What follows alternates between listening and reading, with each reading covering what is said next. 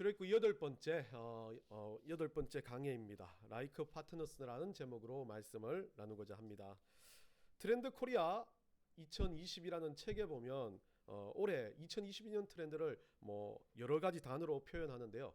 그 단어가 나노사회, 머니러시, 득템력, 러스틱 라이프, 헬시 플레즈, 엑스틴 이즈백, 바른생활 루틴이, 실제감 테크, 라이크 커머스, 내러티브 자본이라고 합니다.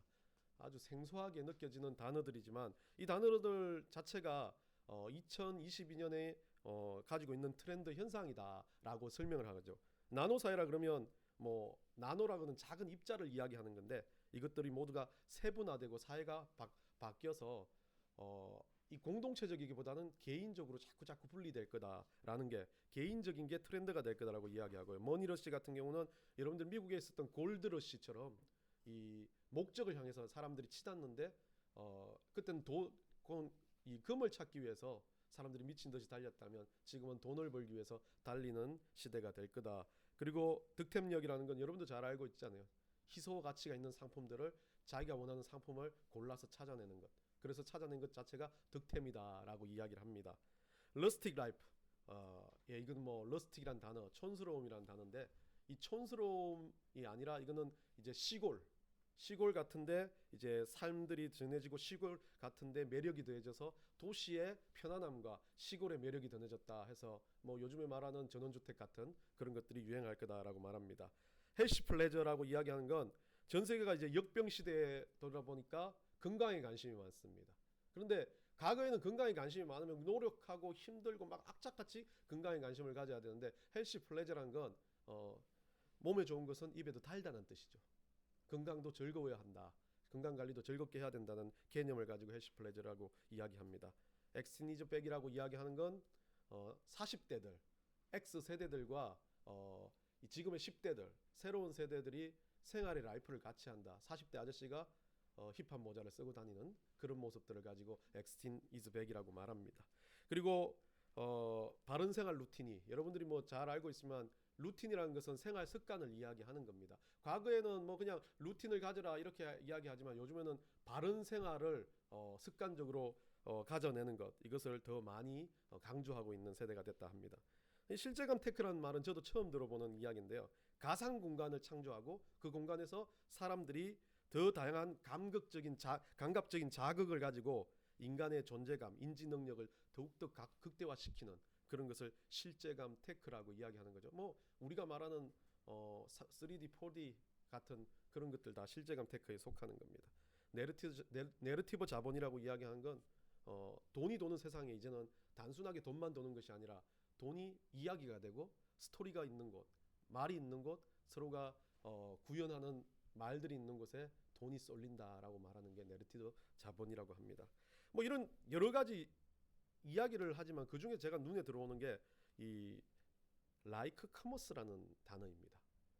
우리 앞쪽에 제가 주보 앞쪽에 올려놨는데 라이크 커머스라는 건 일종의 소비자 그리고 판매자가 이제 과거에 말했던 그런 소비자 판매자가 아니라 독창적이고 자기 좋아하는 것을 가지고 판매를 하고 자기 좋아하는 것을 가지고 소비를 하는 소수의 사람들에 의해서 이 경제적인 커머스 공동체가 이루어지는 것을 이야기합니다.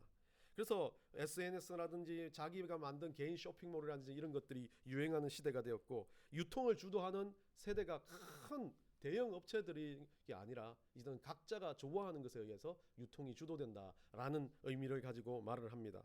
타이탄의 도구들이라는 책을 쓴 저자가 이렇게 말합니다. 당신이 만드는 것은 무엇이든지 사주는 1000명만 있다면 그것으로 인해서 비즈니스가 되고 그것으로 인해서 당신은 살 수 있다라고 이야기 말하는 거죠. 10만 명, 100만 명이 필요 없는 시대가 되었고 소수의 사람들로 인해서도 경제적인 공동체가 이루어질 수 있다는 게 라이크 커머스입니다.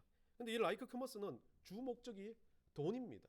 어쨌든 이들은 공동체를 가지고 있는 그 공동체를 설립하려고 하는 목적이 돈이고 서로 좋아하긴 하지만 서로 이득을 남기고 서로 또 좋은 것들을 가지고 서로 만족할 수 있다는 것이 이들의 목적입니다. 그래서 저는 이 라이크 커머스를 가지고 생각해 본 게 새로운 그리스도인이라면 라이크 커머스가 아니라 새로운 견해가 필요하겠다는 생각을 가지면서 라이크 파트너스, 라이크 파트너 결국 좋아하는 동력자, 좋아하기 때문에 동력할 수 있는 사람들이라는 것으로 한번 만들어 본 단어입니다. like partner. 우리는 돈의 목적이 아닙니다.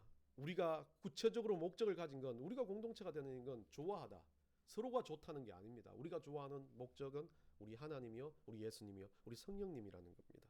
결국 우리가 동력하는 엄청난 출발점은 좋아하다. 우리가 하나님을 좋아하기 때문에, 하나님을 사모하기 때문에 우리가 믿음을 가지고 따를 수 있다는 거죠. 결국 라이크 커머스는 돈이 필요하기 때문에 서로에게 이익을 가져왔지만, 우리는 돈을 뛰어넘는 하나님을 사모하는 마음으로 이 라이크 파트너라는 것이 시작되어야 된다는 겁니다.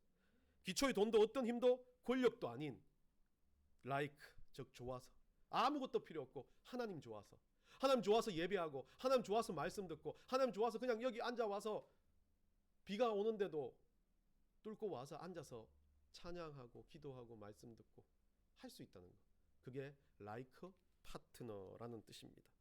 우리 교회에서 예배하고 함께 모여서 나누고 말씀을 듣고 하는 것들, 어찌 보면 뭐 남들이 보기에는 왜 그거 하는지 모르는 거지만, 우리는 좋아서, 어떤 권력과 어떤 강압에 의해서 오는 것도 아니라 내가 좋아서 하는 거기 때문에 우리 모두는 like 파트너라는 뜻입니다. 결국 우리는 타에 의해서 뭔가를 하는 것이 아니라 하나님 때문에 이 일들을 시작했고 그 믿음으로 예배하고 있다면, 우리는 이 예배하는 순간에도 하나님 앞에 어떻게 해요? 좋아요를 계속 누를 수 있는, 오늘 이 예배가 하나님 앞에 스트리밍이 된다면 우리는 하나님 좋아요라고, 이 예배가 좋아요는 하나님 좋아요니까요. 말씀이 좋아요는 하나님 좋아요니까요. 기도가 은혜롭다는 건 하나님 좋아요니까요. 그것을 퍼뜨릴 수 있는 여러분들이 되시기를 바랍니다. 어쩌면 선교지에서 만난 선교사님들 이 라이크 때문에 목숨 걸었습니다. 어쩌면 시골 교회에서 그냥 아무것도 없는데 너무 힘든 상황에서도 개척교회를 유지하는 그 모든 목사님들도 이 하나님 좋아요, 예수님 사랑해요, 이 라이크 때문에 이 일들을 했다는 겁니다. 오늘 본문에는 그런 좋은 파트너십이 나옵니다. 18절, 지난주까지 우리가 18절 이후에 모세의 광야 생활을 이야기했고, 18절 이후에 이제 모세가 광야 생활을 접습니다. 그리고 이제 애굽으로 향하는데, 애굽으로 향하면서 이제 모세에게 내려진 명령이 22절, 23절 우리가 본문을 읽었던 앞쪽에 나와 있습니다. 가서 이제 하나님 명령을 전하라고 했고, 그 내용은 너는 바로에게, 22절입니다. 너는 바로에게 이르기를 여호와의 말씀에 이스라엘은 내 아들 내 장자라, 내가 내게 이르기를 내 아들을 뭐 이렇게 해서 시작해서 구원하리라 라는 주님의 명령을 이 모세가 전하러 애굽으로 떠나는 그런 장면 가운데, 갑자기 모세를 사용하시려고 할 때 오늘 본문의 첫 구절처럼 생뚱맞은 본문이 탁 튀어나옵니다.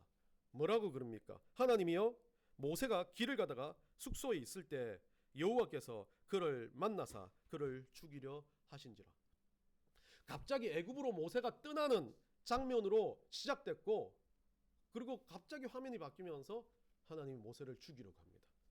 뭐 누구든지 이 장면을 보면 그냥 확 바뀌었다, 반전이다라고 그렇게 이야기하지만, 뭐 25절 26절에 답이 나와 있습니다. 근데 많은 사람들은 이 모세를 죽이고자 했던 하나님의 이 장면을 보면서 진짜 하나님이 그 일들을 즉시 행하는 좀 잔인한 하나님, 갑자기 어쩌면 조울증이 걸린 하나, 이렇게 말하면 우리 하나님 우리 하나님 역대 갑자기 이상한, 막 갑자기 막 확 짜증이 분노가 치밀어오는 것처럼 죽이려고 하는 이상한 형태처럼 보여질 겁니다. 근데 말씀을 보면서 우리가 기억해 봤으면 좋겠어요. 창세기 15장에 가면 출애굽을 할 것에 대해서 하나님 벌써 아브라함으로부터 언약을 맺습니다. 내가 네 아들들, 네 다음 세대들을 장자로 이끌어내고 그들을 구원하고 보호하겠다고 하나님이 벌써 언약을 맺습니다.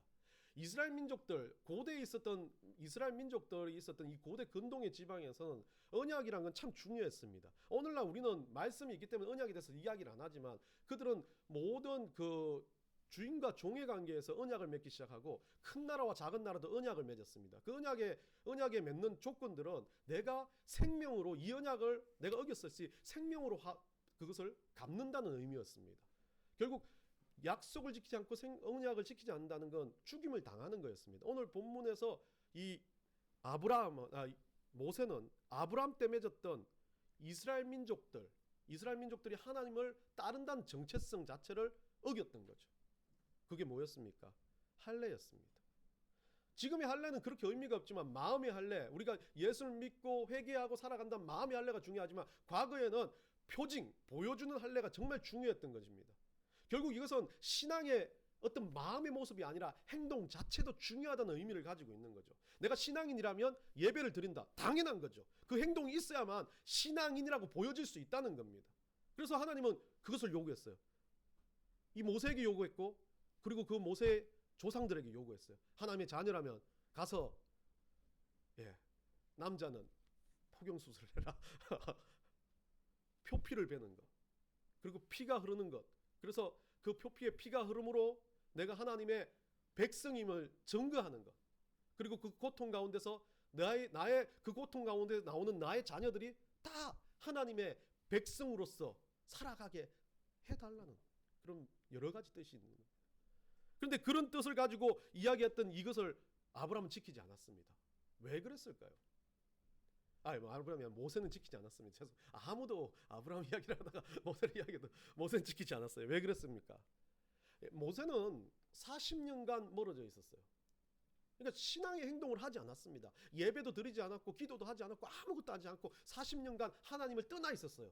그런데 그 가정에 뭐는 있어요? 하나님은 우리를 구원하신 하나님이라는 막연한 믿음은 있었습니다. 믿음이 없는 존재는 아니었습니다. 그러나 신앙의 행동이 없었습니다. 신앙의 요소를 위한 적극적인 말씀을 보고 기도를 하고 교제를 나누고 찬양을 하는 모든 행동들이 없다 보니까 모세는 당연히 이 언약에 대해서 알지 못한 겁니다. 기억하지 못합니다. 물론 기억했다 할지라도 이것을 행동으로 옮길 만한 그런 모습을 보이지 않았다는 거죠.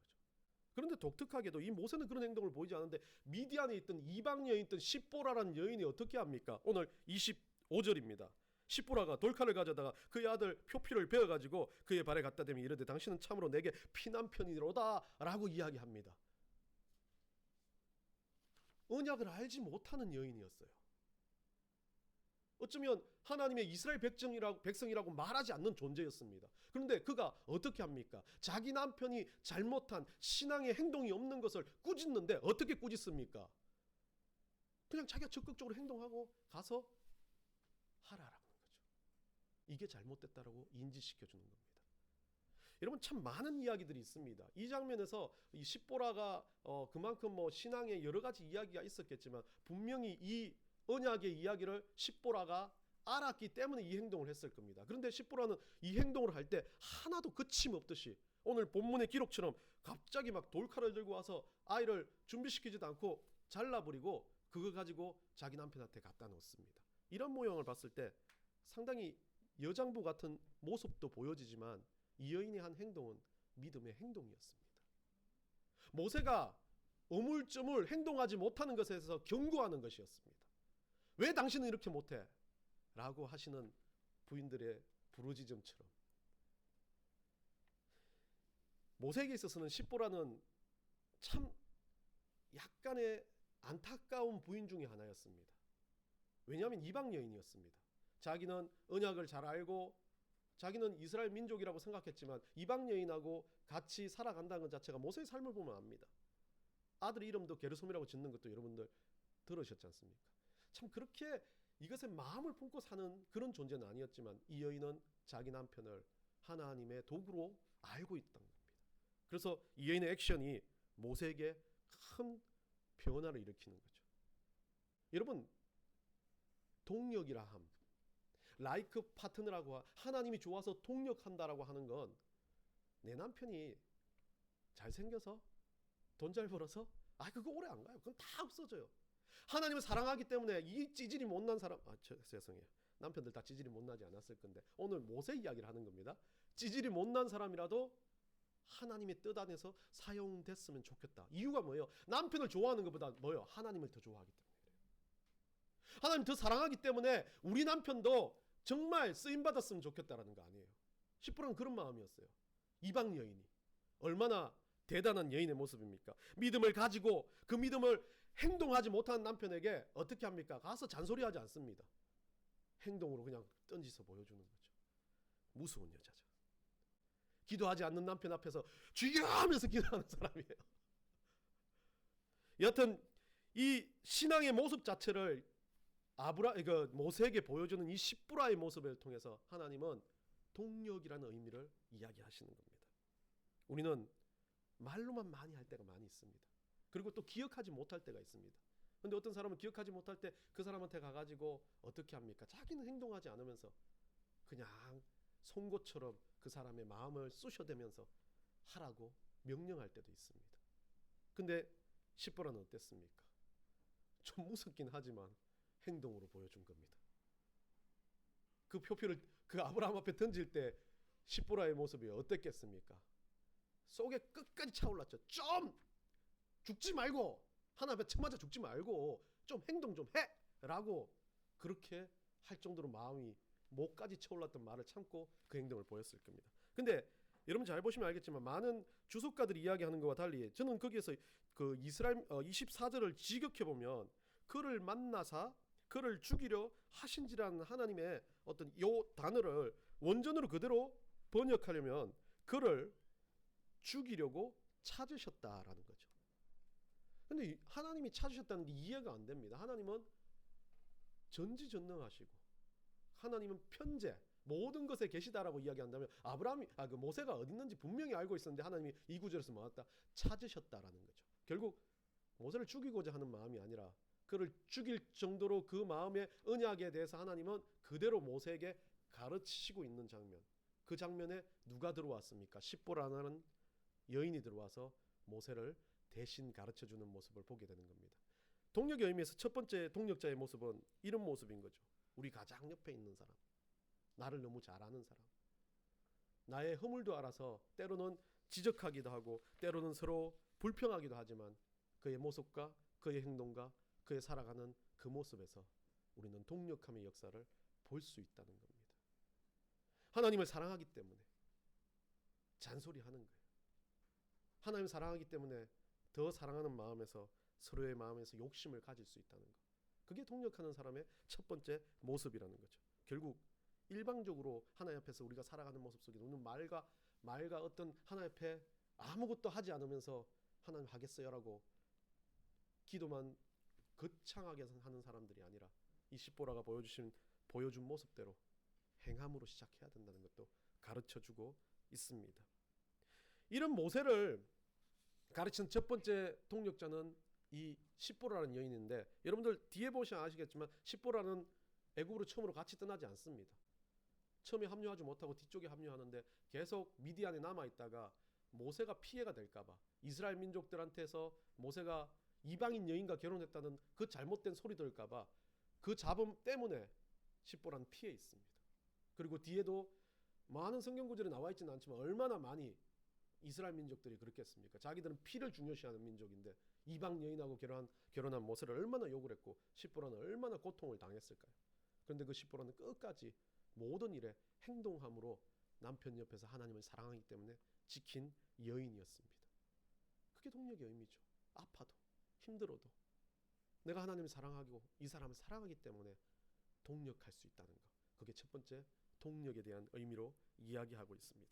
25절에 가면 이 십보라가 그 의미를 이야기하는 장면에서 피남편이라는 단어를 쓰는데 25절에서 피남편, 26절에서 피남편이라고 쓰는데 여기서 남편이라고 이야기하는 이 단어는 피는 물론 뭐 자기 아들을 할례해서 흘린 피 때문에 남편이 구원을 받는다라는 의미도 포함되겠지만 그 남편이라는 단어가 참 중요합니다. 히브리어서 이시라는 단어인데 여기에서는 남편이라는 단어는 이시라는 단어를 쓰는데 여기서는 하탄이라는 단어를 씁니다.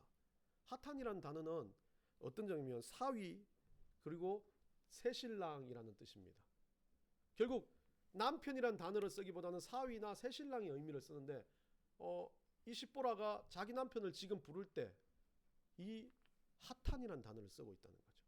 결국 지금까지 미디안에서 아무것도 따르지 않고 하나님 명령 없이 살았던 그 모세는 죽었다. 이제 나는 새로운 남편, 새로운 피조물이 되고 거듭난 내 남편 모세와 함께 하나님의 일을 할 거다라는 이 십보라의 장대한 고백이기도 한 겁니다. 십보라는 그만큼 하나님을 사랑하기에 남편의 문제 앞에서 정말 하나님 앞에 하나님 사랑하듯이 그 일들을 행했고 그 일들을 행함으로 인해서 모세는 어떻게 합니까? 오늘 27절로 넘어가되 완전히 바뀌어서 이제 애굽으로 떠나게 되는 겁니다. 두 번째 이제 27절부터 나오는 라이크 파트너가 나옵니다. 두 번째 파트너는 아론이라는 사람입니다. 이 아론이라는 사람은 그렇게 뭐 성경 안에서 뭐 아론 이야기가 참 많이 나오지만 아주 강력한 리더이지만 모세보다는 앞서지 않는 늘 이 동생 모세를 더 세워주는 역할들을 많이 보였습니다. 결국 그런데 이 아론이 모세를 어떻게 했습니까? 왕궁에 가서 살았고 또 40년간 미디안 광야에 살았다면 거의 제가 보기엔 7, 80년 모세를 못 본 상태에서 지금 하나님 명령 하나만 듣고 모세를 맞이하러 어디로 나갑니까? 광야로 나갑니다. 그런데 광야로 나가는 모습에서 여러분들 생각해 보시죠. 이스라엘 민족들 애굽 옆쪽에는 다 광야예요. 여기서 어떤 광야라고 말하지 않았고 어디로 가라고도 말하지 않았습니다. 그럼 80년간 거의 얼굴이 어떻게 생긴지 어떻게 합니까? 제가 한 20년만 안 봐도 여러분 얼굴 못 알아보지 않습니까? 그런데 뭐 알아볼 것 같아요? 예, 알겠습니다. 죄송합니다.